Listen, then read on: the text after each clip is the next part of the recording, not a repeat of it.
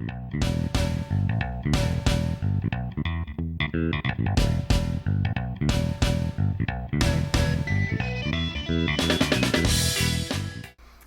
to Sweethearts or Rivals. I'm Charla. I'm Justin. What's on our table today? We have 5 tribes. Dun-dun! 5 Tribes is a game that plays 2 to 4 players. Yep. It's recommended for ages 13 and up. Mm-hmm. And it could take you, 40 to 80 minutes? 40 to 80 minutes, yeah. And it's published by Days of Wonder. Yeah.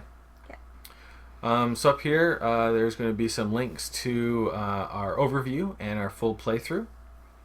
And so, what do you think of the components of 5 Tribes? I actually really, really like the components because it's got one of those variable boards, which we really like. Yep. And it's all got wooden pieces. These wooden palm trees are really cool, and wooden palaces. And it's got pink camels. Yep. That gets 2 thumbs up from me. And if you're playing a 2-player game, pink and blue are the required colors. Which I'm okay with. Yeah. That's actually quite awesome for me. Green would have been better, but okay. Well, at least your blue is greeny blue. Yeah, that's true. It's nice. Yeah. Yep. These tiles, though, they could have been like different on each side. Extra variable. Or one side should have been like the back and had like the same thing. It's true, because then you could have went like this and then flipped them all over. Exactly. But having the exact front and back the same is just odd. I don't know why they did that. But whatever. Yeah. It's their choice. Yep. Yep. Days of Wonder has a well-earned reputation for having very good components. Yep. And that is the case here. Exactly. Good. Yeah. Right. What do you think about the strategery? 5 Tribes is very interesting because there is some luck, like the randomness of the cards coming out, the randomness of the starting board, the randomness of all the meeples coming out and being placed. All that kind of setup is totally random, which is okay because then once you start playing, the randomness sort of goes away. I mean, there's still the randomness of the cards coming out each round, but that's just a little bit. Yeah. After you start playing, that randomness immediately switches to almost pure tactics. Almost. Yeah. There's a little bit of strategery there. Because there are variable paths to victory. Yes. So you could, have a long-term goal. Yeah. But you can't start off the game going, today, I'm going to try to do a land grab to win.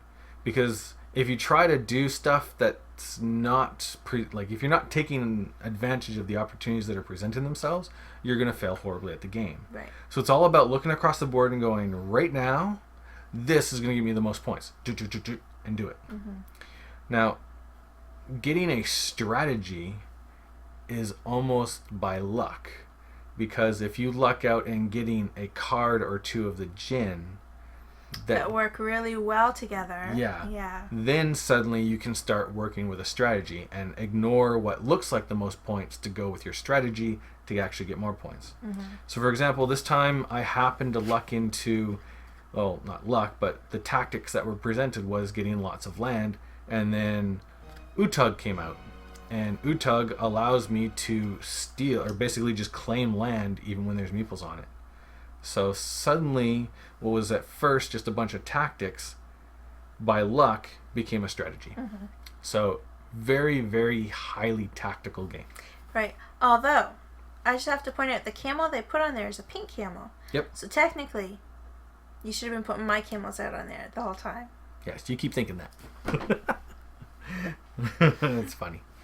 What do you think of the complexity of 5 Tribes? I don't think it's overly complex. I think it's a different concept to learn. Yes. And once you've got your mind wrapped around that new concept and how the game plays, because it's not your typical player movement. It's got that sort of Mancala feel to it. Yep. Once you've got that down pat, I think it's pretty, I don't want to say straightforward, but it's not confusing. Yeah. It's not crazy complex. No. Yeah. But I think there's a learning curve to it. Yes. And I think once you get past that learning curve, your AP goes down significantly. But I can understand when you're first learning how to play the game, there being a lot of AP because there's a lot of moves to analyze. Right. Yeah. Well, generally, you might have a lot more AP if you're like looking at every square. Yeah. And thinking where the meeple's going to go in each square. Yep. But I don't really play for that. Yeah. I play more for, this is where I want to end up. And then I try to count backwards and see. That's true. Where I have to grab from to do that. So that's a good way to play. Cuts back on the AP a little bit. Absolutely. Yeah. Excellent. What do you think about the playability? The playability. There's an interesting theme of reuniting the tribes and getting the djinn and getting all these places in the desert. And not a lot of what I'm doing makes me feel like I'm going to be a sultan.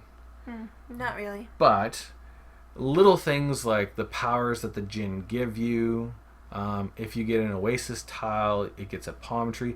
Little things like that, plus the outstanding components, do bring the theme through. Exactly. I was just going to say the components for sure, like the camels are shaped like camels. Yep. And then these have like a little... minarets. Yeah, like the buildings that you have.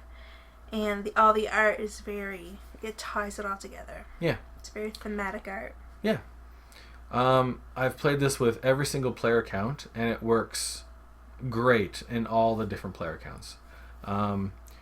You do have to, if you're not playing 2 players, you're playing 3 or 4, everyone has 1 turn. So sometimes you have to wait a little bit longer till your turn comes around, and you only get that 1 turn per go. Whereas the game shifts significantly with 2 players, because suddenly you have 2 goes per round. Right. And sometimes you can, sometimes they're like mixed in, you go, I go, you go, but if you're willing to pay for it, you can get like a double go. And then let's say you have a double go last, and then you pay for it to go double. You've just had a quadruple go. Right. So the 2-player game compared to the 3 and 4-player game is different. But not a ton. Right. It doesn't break the game at all. It's actually kind of exciting to get those double goes. It is. Yeah. I like the double go. Yeah. And the other thing too, of course, is if you look at scores, when you have 3 or 4 players, the scores are significantly lower because you can't set yourself up in a double go. So much, yeah. Exactly. Yep. Still awesome though. Yep. And usually in complexity, we talk about how easy it is to teach. Was it easy to teach it to? Yes. Yeah. Yep. It's not a difficult game to teach. Very, very handy player aids the player that aids summarize are excellent. everything. Yep. And I think actually because of the theme, it draws people's attention quite easily, and they're very interested in the game. Yep. Yeah, it's true. As for the playability or replayability, because of that random setup, it's like incredibly replayable. The board game is completely different every time you play. And then even if the board wasn't different every time you play, the amount, like how the meeples go out on the board is different every single time you play. And also the djinn. Yeah. That you have an opportunity to buy is usually different each game too. Yep. So you have different powers you're working with each time. Yeah. So it never feels samey. Yeah. We played this quite a few times, and I've played it quite a few times on top of that with another gaming group. And there's still some djinn in here that I've never played with. Yeah. So it's not that there's a ton of djinn, but there's a lot and enough to keep it interesting and fresh. Well, it only comes 3 out per round. Yeah. And then you only fill them at the end of the round.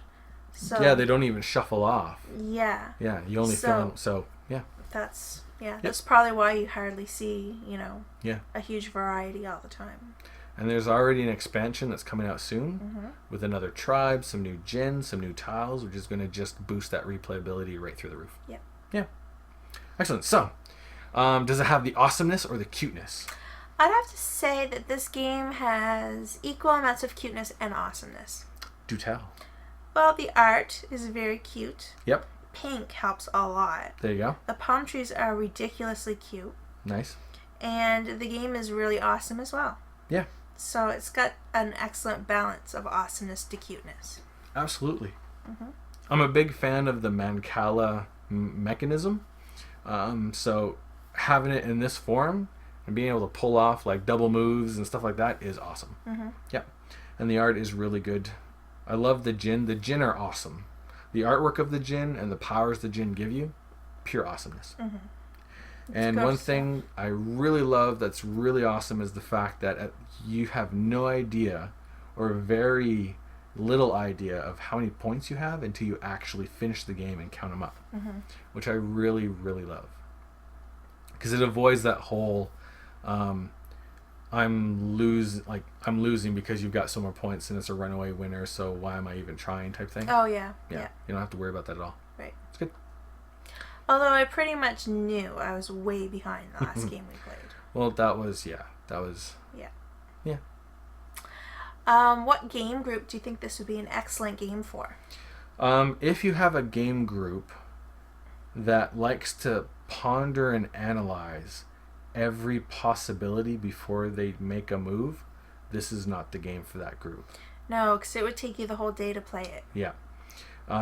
There is, 30 tiles, because it's 5 times 6. Yeah, so there's 30 tiles with meeples on them. So if you were to analyze everything, you'd have to analyze all 30 tiles and all the possible moves that each tile could do. That's a lot. And then once somebody's taken their turn, it's changed all of it. Right. So, yeah. So you can't plan your move out really more than one move ahead of you. Yeah. This is going to be for a gamer group that can quickly look around and go, okay, I want to go there, and so I can get there from here and do things quickly.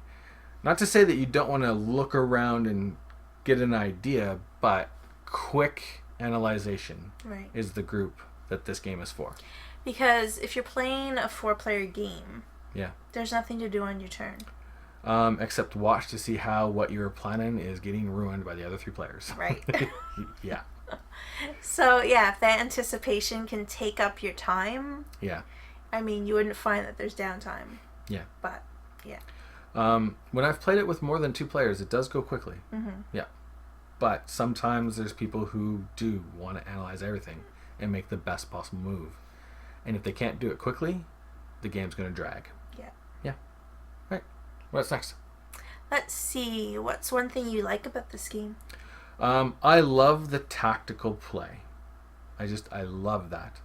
I love, I'm doing this. Ha, that was a good move. And kind of just like, how much did I spend bidding on that turn, and how much did I just make, and did I net a really good return on that investment? I just love that. There's not enough games there's a lot of games that have a little bit of tactics and a lot of strategy. There's not enough games that have a lot of tactics with very little strategy.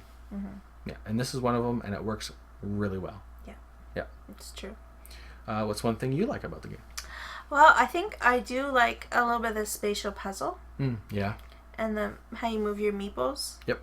But on the flip side, that's a little bit of the downside, because it is hard to make your decisions sometimes.